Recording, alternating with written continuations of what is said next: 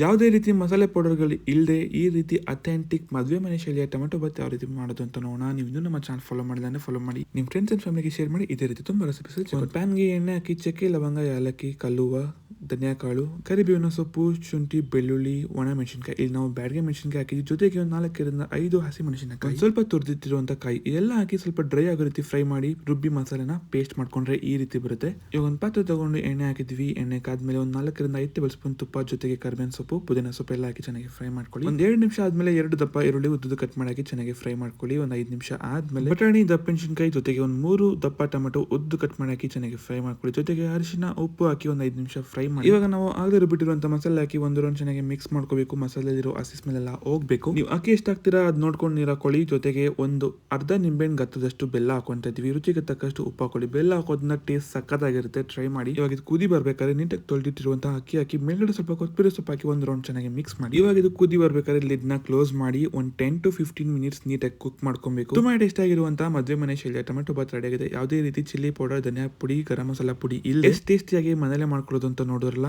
ಇದೇ ರೀತಿ ನಮ್ಮ ಪೇಜಲ್ಲಿ ತುಂಬಾ ಯೂನಿಕ್ ರೆಸಿಪೀಸ್ ಇದೆ. ಚೆಕ್ಔಟ್ ಮಾಡೋದು ಮರಿಬೇಡಿ. ನೀವು ನಮ್ಮ ಚಾನಲ್ ಫಾಲೋ ಮಾಡಿದ್ರೆ ಫಾಲೋ ಮಾಡಿ, ಫ್ರೆಂಡ್ಸ್ ಅಂಡ್ ಫ್ಯಾಮಿಲಿಗೆ ಶೇರ್ ಮಾಡಿ. Thank you so much.